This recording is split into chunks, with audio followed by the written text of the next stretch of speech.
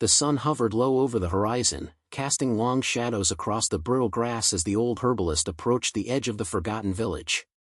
His walking stick thudded gently against the dry ground, and the bundle of leaves and powders strapped to his back rustled with every step. He had traveled many lands, tasted many roots, and heard whispers carried by wind and smoke. But this village, this one he had heard of only in murmurs, stories traded between traders over fires too low to warm the bones. Children watched from behind cracked mud walls as he entered. No one greeted him, but the silence felt deliberate, almost sacred. Their eyes flicked not toward him, but beyond him, to the tree stump near the old well. There she sat. Still. Alone. The girl. She couldn't have been older than 20. Her frame was thin, wrapped in a pale cloth that barely clung to her shoulders. Her eyes, gods, her eyes, were fixed on a distant patch of dust, unblinking. Her mouth, slightly parted, revealed a haunting absence. The herbalist saw immediately what the stories hadn't said plainly enough. Her tongue was gone.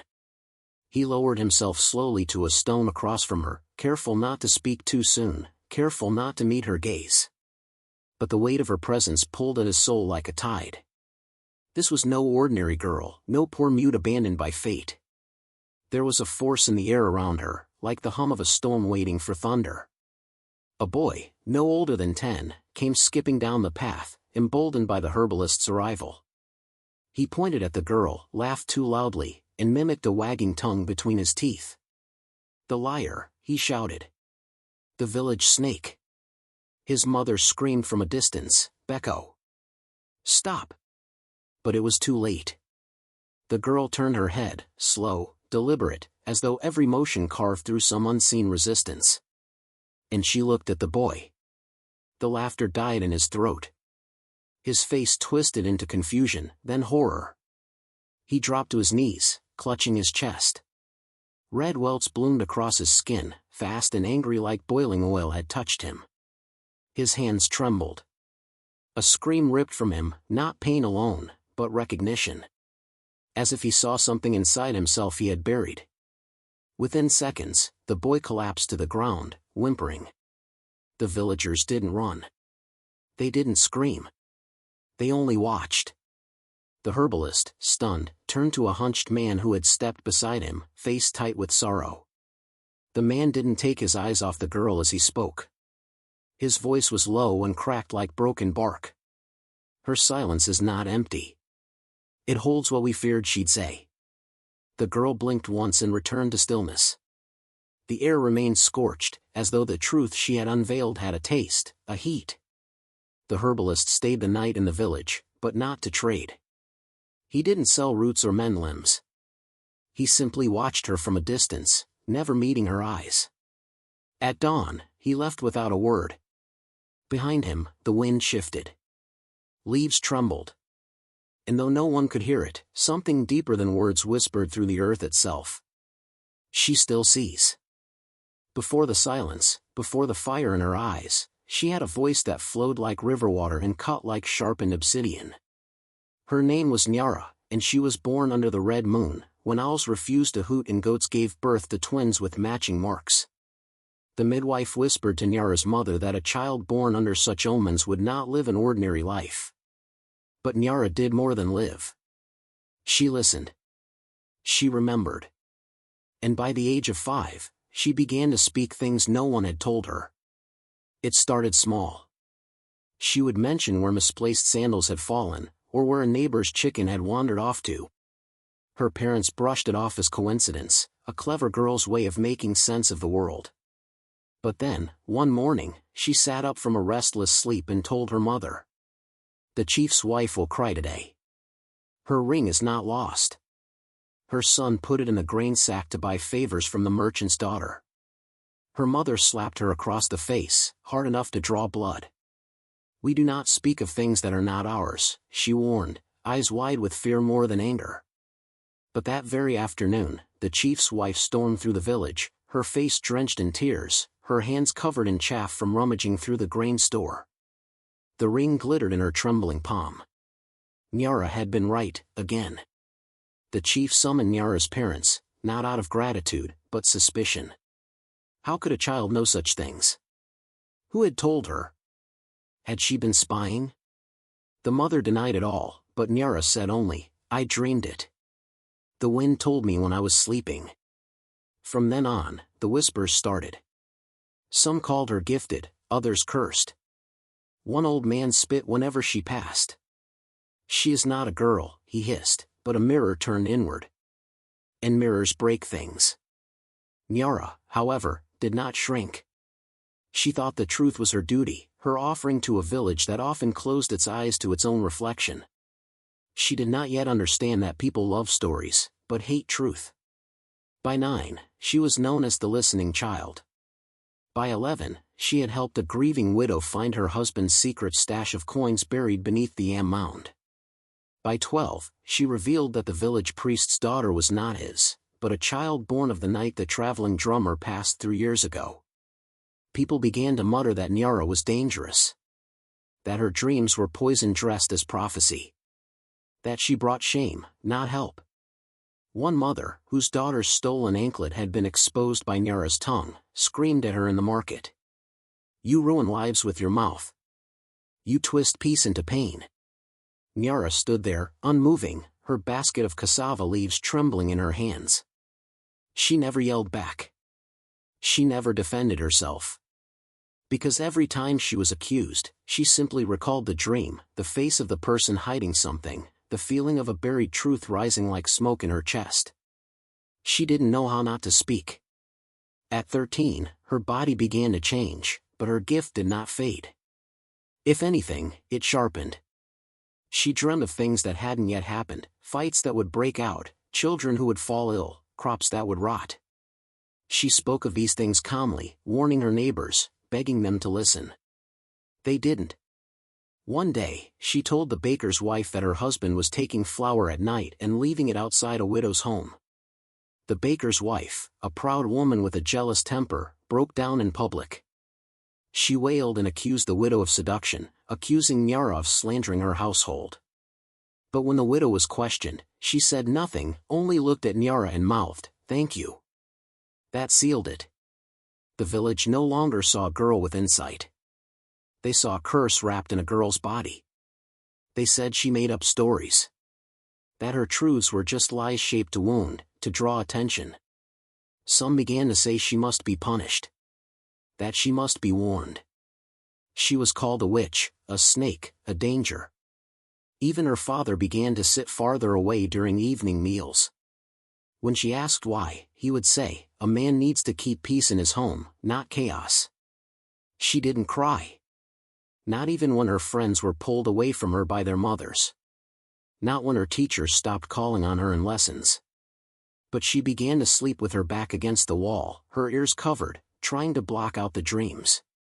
Still, they came, soft, slippery visions full of names and faces and secrets begging to be spoken. She told no one about the dream that showed the chief himself striking a girl in the forest. She buried that one deep. She tried to stop dreaming. She tried to silence the wind. But the final straw came when she told the village that the granary would soon collapse, because the logs supporting it were hollowed out by ants. No one listened. A week later, the granary crumbled. Bags of grain were lost, food ruined. Hunger loomed. The village was furious, but not at the ants. Not at their own pride. At Nyara. She cursed the wood, they cried. She made it fall with her words. And Nyara, once the child who only tried to help, realized too late. In a village of masks, the one who shows the mirror becomes the enemy.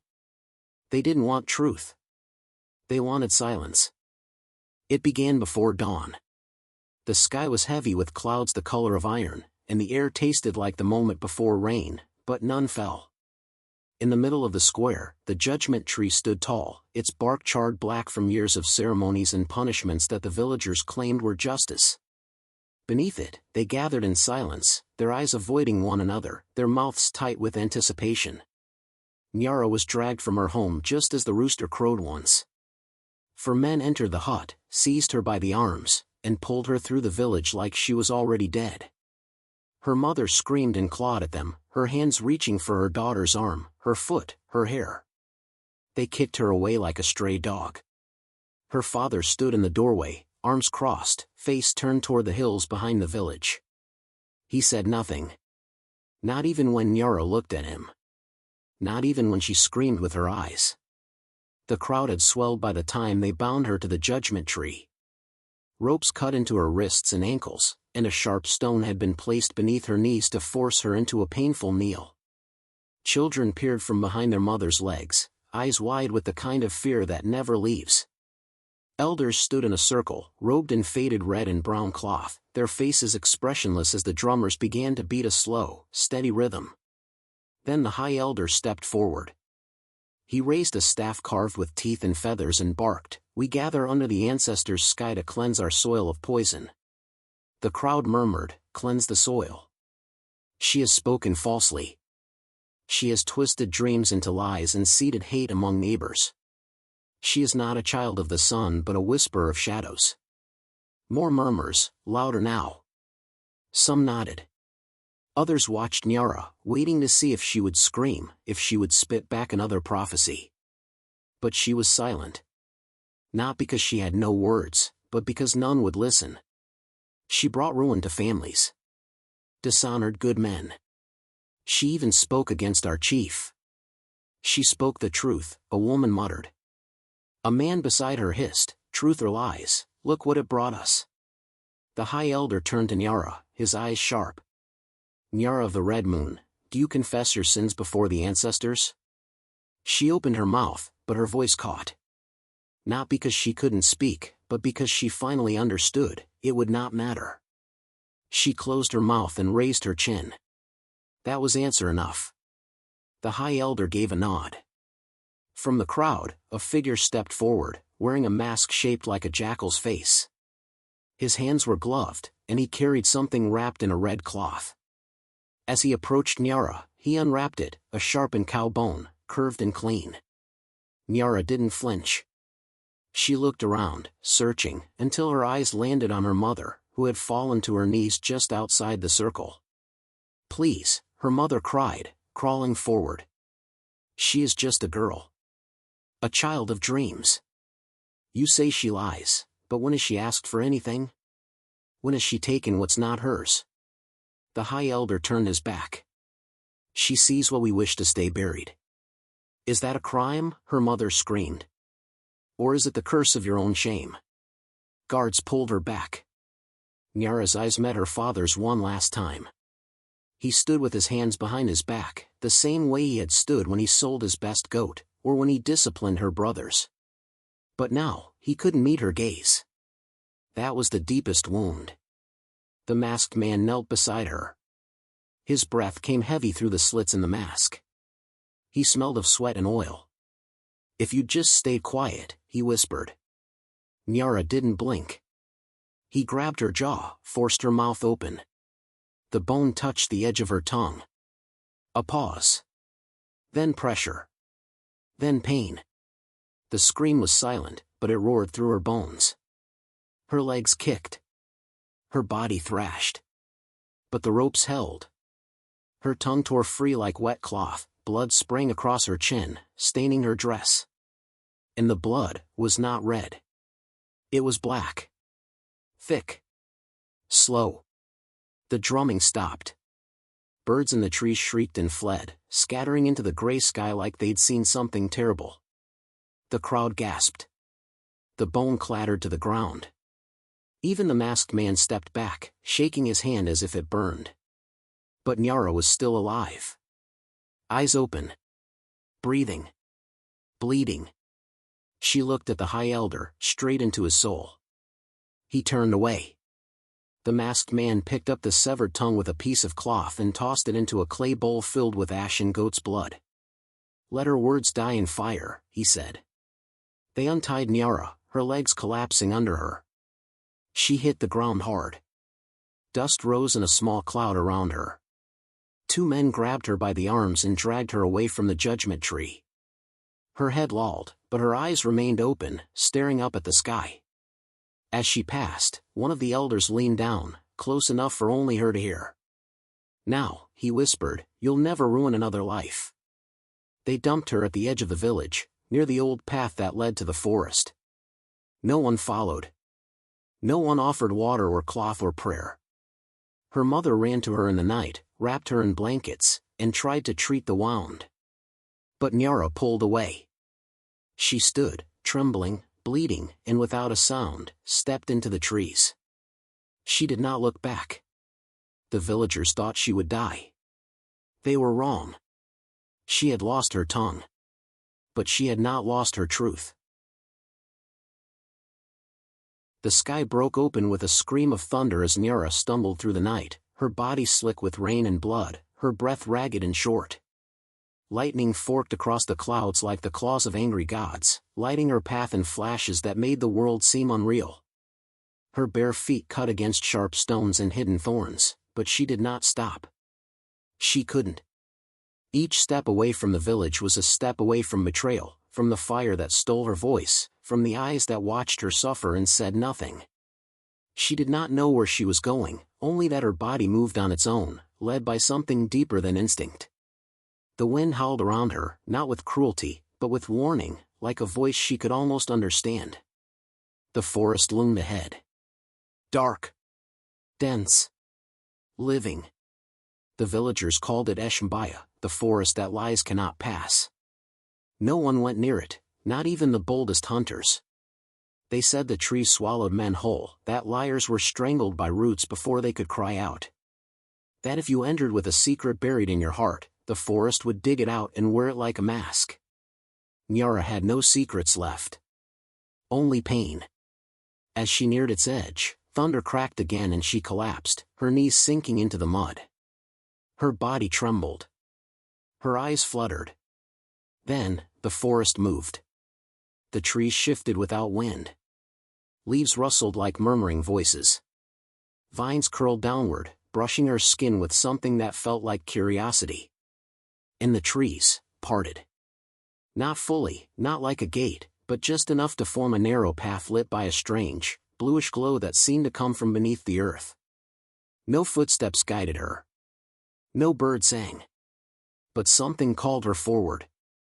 Something older than men. Older than punishment. Older than tongues. She crawled. Slowly. Bleeding. Eyes wide. The rain stopped the moment she crossed the tree line. The silence that followed was not empty. It was alive. As she dragged herself forward, the earth softened beneath her hands. Moss cushioned her palms. The air smelled of roots, wet bark, and something almost like incense. Ahead, rising like the back of a great beast, was the Irako tree. It was massive, older than the village, older than memory. Its bark was silvered with age, and its trunk twisted into itself like a knot of time. At its base was a hollow, not black and empty, but glowing faintly green, like fireflies had made a home there. Nyara reached the hollow and collapsed at its mouth, unable to go further. Then something happened. The roots of the tree stirred. Slowly, gently, like arms reaching. They slid beneath her body, lifting her as a mother might lift a sleeping child.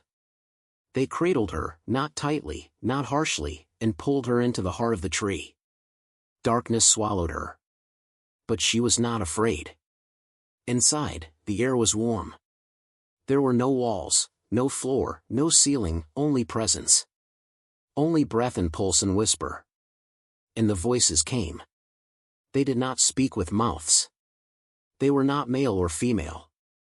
They simply existed, like the sound of flame or the weight of sleep. You lost your tongue, they murmured, circling her soul like wind through branches. But not your truth.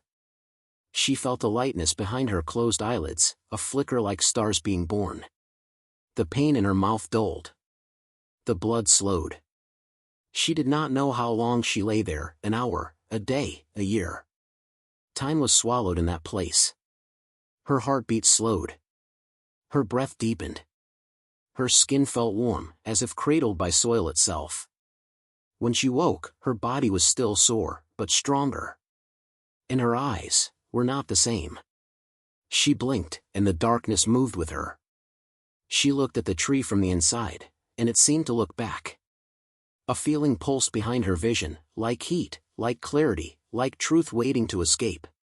The roots gently placed her at the edge of the forest, where the sky was still storm-bruised. But the storm had passed. As she stepped back into the world, her eyes glowed, faintly at first, a shimmer like candlelight behind glass. It was the beginning of something no lie could survive. The dry season came like a ghost dragging chains, loud at first with its howling winds, then quiet and cruel in its hunger. The villagers cursed the sky, cursed their dying yams, cursed the river that had thinned to a whisper. But they did not curse what they truly feared. Because one morning, as dawn broke with no dew, she returned. Nyara walked into the village barefoot, her white cloth stained with forest earth, her hair coiled with tiny vines and leaves as if the forest still clung to her. Her face was calm, but not soft.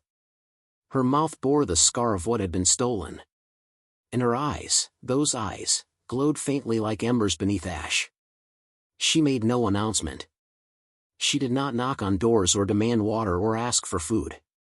She simply walked through the center of the village, her shadow stretching long behind her, her silence louder than drums. People watched from their windows and doorways. Some squinted, unsure if it was truly her, if the forest had not sent a spirit in her shape. Others whispered prayers or gripped charms made of bone and cowrie shells. One woman clutched her baby tighter, muttering, "She's come to curse us." A young man named Kido, cocky, broad-shouldered, son of one of the elders, stepped forward to meet her in the square. He had once called her a fraud in front of the village. Now he crossed his arms, smiling with the same smugness he always wore. "Nyara," he said loudly, as if trying to prove bravery to the watching crowd. "The mute girl returns. Did the trees give you your tongue back, or just more dreams?" Nyara stopped walking. She turned to him slowly. Their eyes met. Kido's smile faltered. She said nothing. But her eyes locked with his, unblinking, unmoving. A sudden silence fell over the square. Then Kido staggered backward, gripping his chest. "Hot, what is that?" He gasped, fell to his knees. Smoke began rising from beneath his tunic. He ripped it open, and the flesh beneath was blistering, reddening like he'd pressed it to fire. He screamed. The onlookers panicked. Some ran. Others fell to the ground, clutching their heads. Kido rolled in the dust, sobbing, "It burns. Make her stop." But she didn't move. Didn't blink. Finally, he fainted, collapsing in the dust. The village healer ran to him, but the wound had already seared into his chest, a red, raised symbol like a brand. It looked like an open eye. Word spread like wildfire through every hut and home. She didn't touch him. She only looked. She sees something now. Something that punishes. The next day, Nyara walked to the well to fetch water. Her arms still bore the faded scars of ropes, but she walked with no weakness.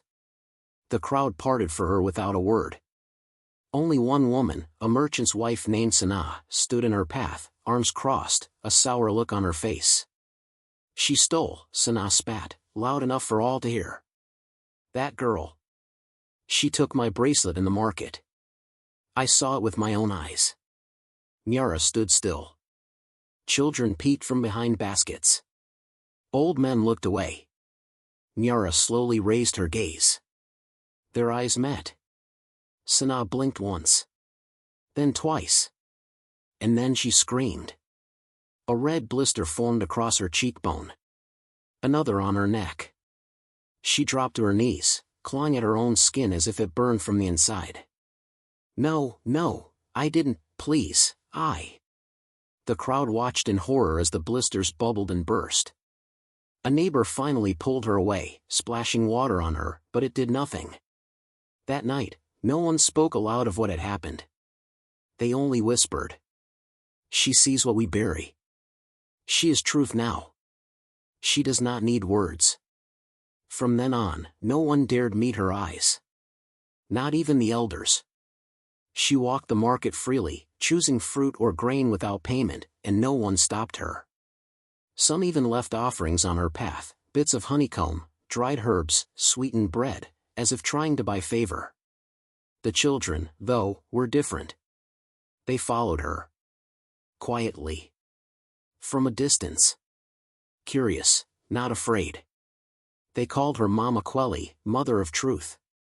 They left drawings in the dust for her to see, eyes, trees, stars.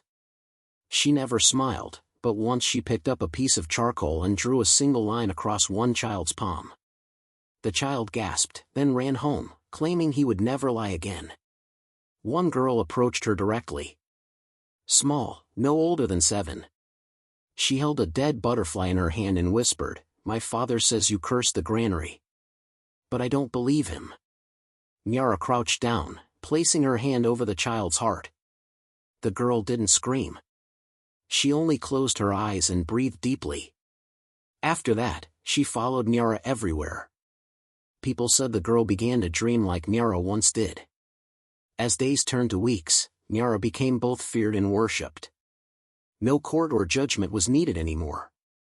When a dispute arose, a missing goat, a suspected theft, the people would wait until Nyara passed through the square. The accused would be asked to look at her. Most refused. Those who dared and lied paid in burns. One man confessed to a crime before she even turned her head. "Don't look at me," he begged. "I'll speak the truth. I'll speak it all." And so, without lifting a single finger, Nyara brought justice. Not with laws. Not with priests. With her eyes. Her silence was no longer emptiness. It was a mirror. And every lie set it aflame. The elders met in the shadows of the shrine, their voices low, their hands wringing worry into the folds of their robes. They had waited. Hoped. Prayed that this strange new chapter of fear and silence would pass like a storm. But Nyara had not gone. She had not died in the forest. She had not faded into madness. She had returned more powerful than ever, silent still, but heavier now. Like a spirit wearing the skin of the girl they once tied to the judgment tree. People avoided their counsel now. When disputes rose, they no longer came to the elders for verdicts. They looked to Nyara. Waited for her eyes. Her stare had become the new law. That was unacceptable. "She disrupts the order," muttered Elder Tombo, the same man who'd whispered in her ear the day of her punishment. "She roams with judgment that does not belong to her." "She's cursed," spat another. "She never should have been allowed back." "She must be banished," said Elder Waka, gripping the staff of leadership. "Even trees rot from the roots if left unchecked. And she has rooted herself deep." The vote was swift. Unanimous, except for one. Elder Baiko, the quietest among them, raised no hand. He did not speak. He only stared at the red mark left on his palm from a dream he'd had the night before. A burning mark in the shape of an eye. The next morning, the elders stood in the village square, their staffs planted firmly in the dirt, their voices echoing with the false confidence of men who knew their time was slipping. A crowd gathered. Nyara came without resistance. She stood before them as she had once knelt, silent, still, wrapped in white. The light around her eyes shimmered, faint but steady. The wind shifted as she approached, as if the village itself was holding its breath. Elder Waka stepped forward and slammed his staff down. "Nyara," he announced, "we gather to restore order. You have turned the eyes of this village away from its rightful guides. You bring unrest. You ignite fear. We cast you out." Nyara didn't move. Waka narrowed his eyes. "You will leave before sundown or face the wrath of our ancestors." Still, she stood. Still, she said nothing. And then, she looked at him. Straight into his eyes. A flicker of gold passed between them. Waka froze. His hands began to tremble. Then he shrieked. Smoke poured from his robes. He fell backward, clawing at his chest. His skin blistered as though seared by invisible flame. He writhed on the ground, begging for help, but no one moved. The silence shattered. Elder Tombo turned to run, but Nyara's gaze found him before his second step. He buckled. His mouth opened wide, but no words came, only a hiss, followed by a scream so raw it cut through bone. His arms blistered, peeled. He collapsed beside Waka. The crowd scattered, screaming. Only 2 elders remained now. One turned and fled into the alleyways, dropping his staff behind him like a man escaping his own name. Only Elder Baiko remained, frozen, face pale. Nyara turned to him. He dropped to his knees. His chest heaved. Tears spilled from his eyes even before she looked at him fully. "I was there," he whispered, voice trembling. "I didn't stop it. I didn't raise my voice. I watched them take your tongue, and I swallowed my truth." Nyara stepped closer. Her eyes, glowing like sunrise through smoke, locked onto his. He did not scream. He wept. "I was afraid," he choked. "But not anymore. You deserve more than we gave. You were never the lie. We were." The light behind her eyes flickered. She blinked. And the air cooled. No burn touched Biko's skin. No mark. No blister. Only silence and the shame that weighed heavier than fire. Nyara turned from him and walked through the crowd, who parted without a word. They had seen justice. Not wrath. That night, no one spoke of the elders' cries. But a new proverb was born, whispered first by a child and then repeated from hut to hut. The eye that sees truth burns the skin of lies. And deeper still, they whispered another truth. Her fire is not for all. It only finds those who carry flames of deceit in their chests. Mosi rode through the night with only the moon to guide him. The path to the village twisted with old memories, some sweet, some sour, and some stained with a guilt he had never managed to wash away. He'd been gone for years, exiled by his father for questioning the elders, for defending that cursed girl when no one else would. Nyara. The name still stirred something in his chest, soft and sharp at once. He had heard the stories spreading through the region, carried like embers in the wind, a girl with glowing eyes, who burned liars without flame. A girl with no tongue, who needed no voice to speak truth. He didn't believe the tales at first. Until a traveling trader described her exactly. Until another said they'd seen her burn the skin off a market thief without touching him. Mosi had returned not to see the monster people whispered of, but the girl who once stood behind him as children, when the others mocked his limp. The girl whose laughter once danced through the mango trees. But when he arrived, there was no laughter. Only her eyes. He found her by the stream at dusk, seated on the smooth stone where they used to throw pebbles as children. Her head turned slightly when he approached, her eyes unreadable in the dimming light. "Nyara," he said, stepping carefully closer. She did not respond. But she did not flee. "It's me. Mosi. Do you remember?" Still, silence. He sat a few feet away, letting the sound of the water speak for him. "I heard what they did. What they still do. I should have come sooner." Her gaze turned slowly toward him. Just a glance, but even that glance made his skin crawl with heat under his collar. He laughed nervously. "They said you can see lies now. Burn them. That's not true, right?" No answer. He tried again, softer this time. "I never forgot you. Not once." A sudden pulse of heat surged behind his eyes, a pricking sensation, like a warning. He blinked hard. He coughed and looked down at his hands. "Okay," he muttered. "That wasn't true." Nyara tilted her head, watching. He exhaled. "I did try to forget. It was easier. You being gone, it made the guilt quieter." He looked up again, meeting her eyes. This time, there was no heat. Just a gentle sting of shame. "I should have stood up when they tied you to that tree. I wanted to, I swear I did. But my father was watching. The whole village. I told myself I couldn't stop it. But maybe I didn't try hard enough." His voice cracked. I was a coward. Nyara's eyes softened, just slightly. Her breath slowed. Mosi reached into his cloak and pulled out a small wooden carving, a bird with a broken wing. He had carved it long ago for her. He placed it gently between them on the stone. I brought this back for you. I kept it all these years. I know it's nothing. But I needed you to know. I never stopped carrying what happened. Nyara reached out. Her fingers brushed the carving. Then, they trembled. Not from cold, but from memory.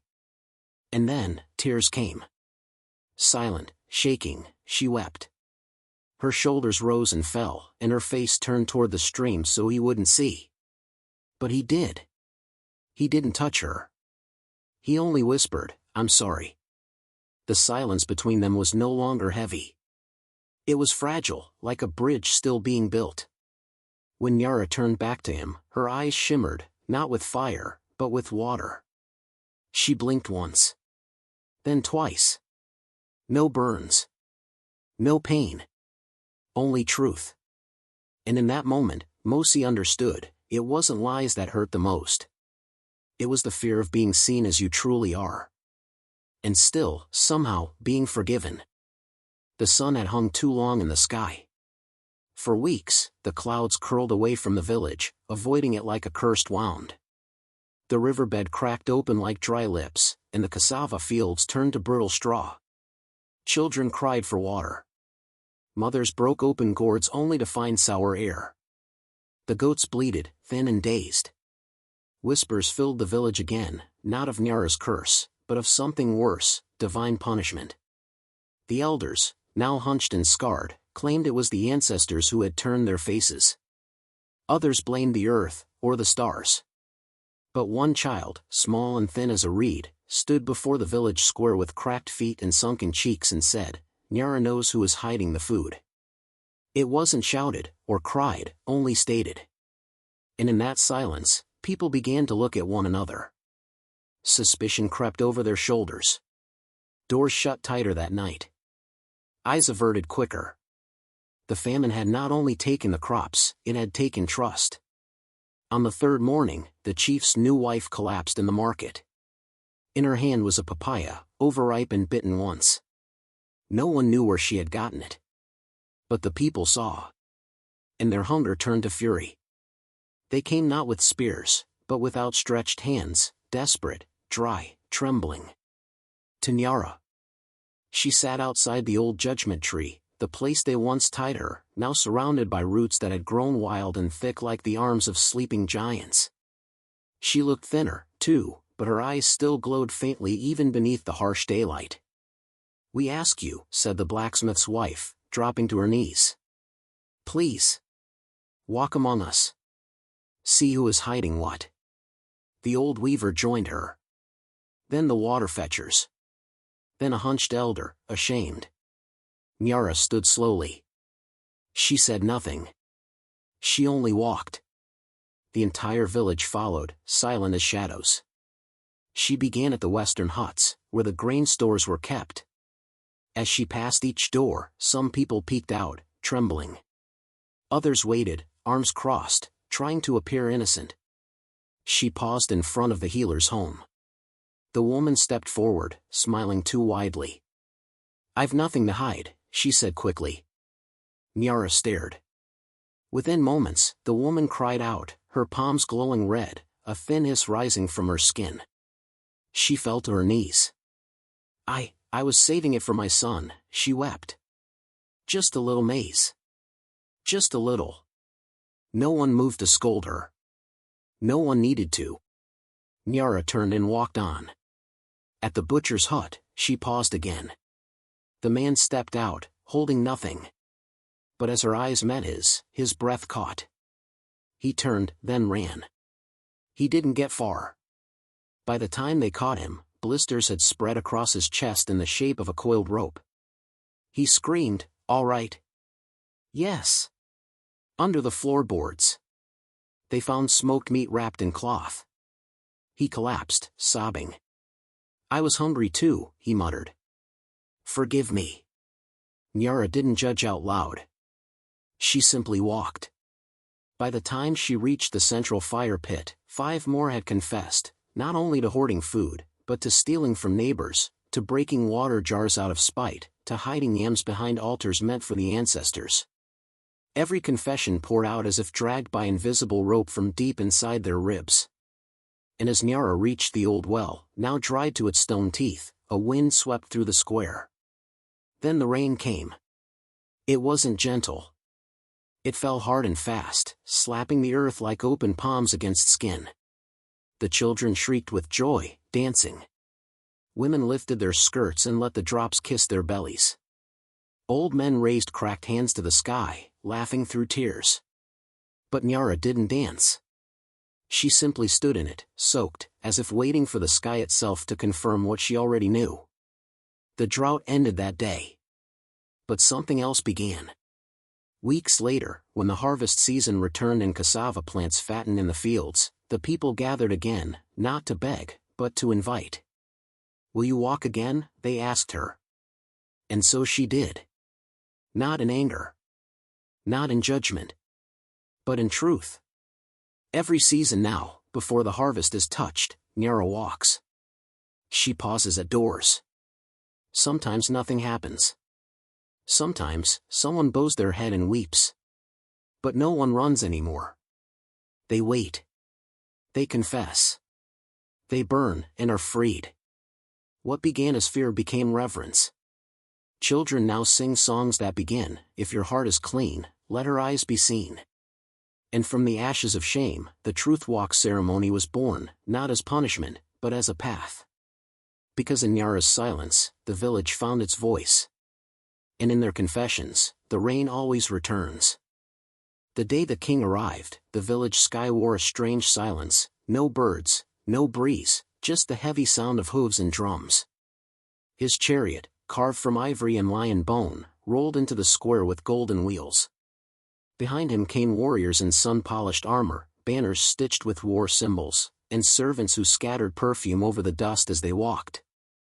The villagers stood in stunned silence. Even the children who once followed Nyara at a distance stayed hidden in doorways. At the center of the square stood Nyara. She did not move. She stood beneath the judgment tree, the same tree where roots had once cradled her broken body, now grown tall, with its branches bending like they listened. The king stepped down from his chariot slowly, the weight of his robes sweeping over the ground like a river of silk. His beard was painted with ash and gold. His eyes were sharp, but smiling. "I come," he said in a booming voice, "not as a tyrant, but as a father." He opened his hands. "I've heard of the girl who sees truth. A marvel. A curse. A weapon." He looked directly at Nyara. "And I've come to protect you, my child." Gasps fluttered across the square. The chief's son, Mosi, narrowed his eyes. The elders stiffened like bark in the wind. The king motioned. A servant stepped forward with a box carved from obsidian. Inside, it glowed, gold, rubies, cowries, rings fit for queens. "All of this," he said gently, "for you." Nyara did not look at the box. She looked at him. And her eyes shifted. Not just the subtle shimmer they'd seen during her truth walks. No. This time, they glowed, bright and white like 2 suns trapped inside her skull. The villagers stepped back. The king, confused but calm, continued. "We are at peace," he said. "There is no war in my kingdom. I rule with fairness. I come in love." But his voice cracked on the last word. His eyes blinked too fast. His fingers twitched. Then, Nyara took a step forward. And the air changed. The king's lips parted, as if to speak again, but his voice vanished. His eyes widened. Sweat formed on his brow. He opened his mouth, then staggered backward. Smoke began to rise, from his chest, his sleeves, his beard. He screamed. The royal robes, woven with the feathers of sacred birds, caught fire, though no one had touched him. Servants rushed forward with water gourds, but the flames rejected the water. They danced higher. "Make it stop," he howled, stumbling. Make it stop. But Nyara did not move. The people did not cheer. They only watched, frozen, as the king, ruler of the 6 valleys and the Golden Coast, fell to his knees, his voice broken into sobs. I lied, he gasped. There was a war. I slaughtered them. Children. Women. All of them. I burned their grain. I blamed it on rebels. I needed their land. I lied. And as the truth poured from him, the fire receded. The smoke curled like fingers returning to the sky. The king's robes were charred. His jewels cracked. His crown lay twisted on the ground, too hot to touch. He rose to his feet, not like a lion, but like a beggar.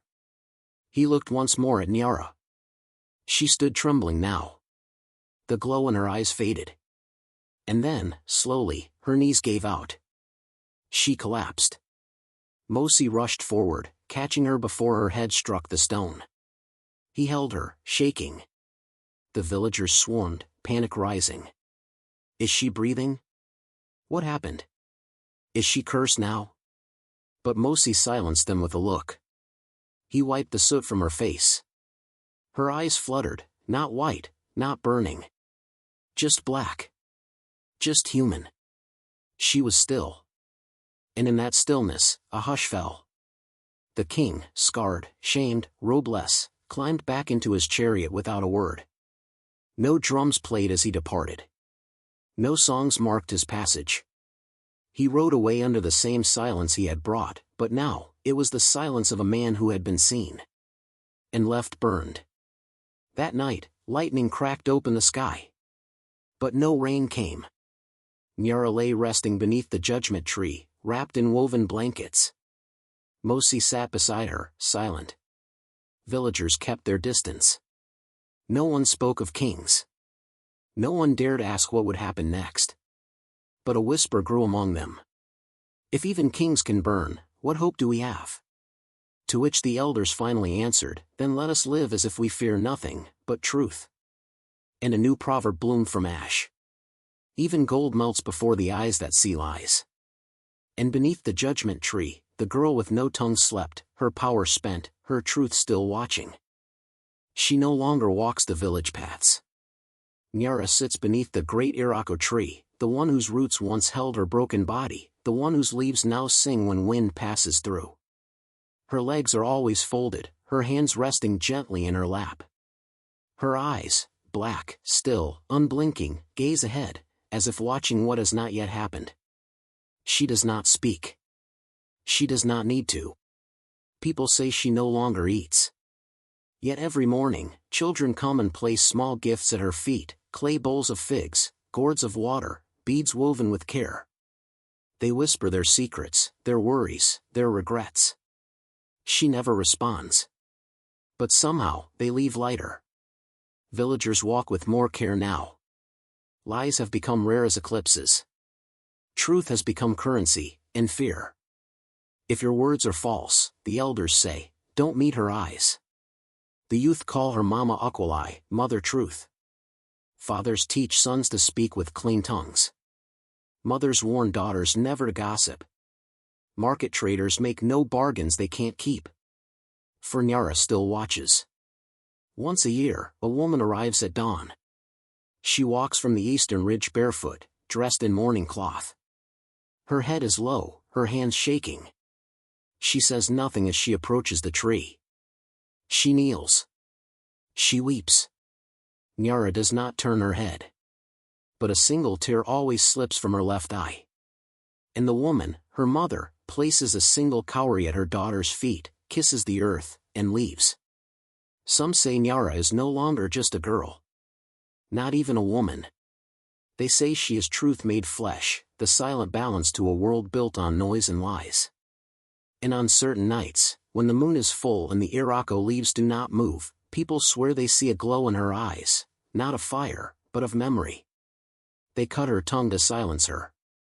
But now, even silence burns.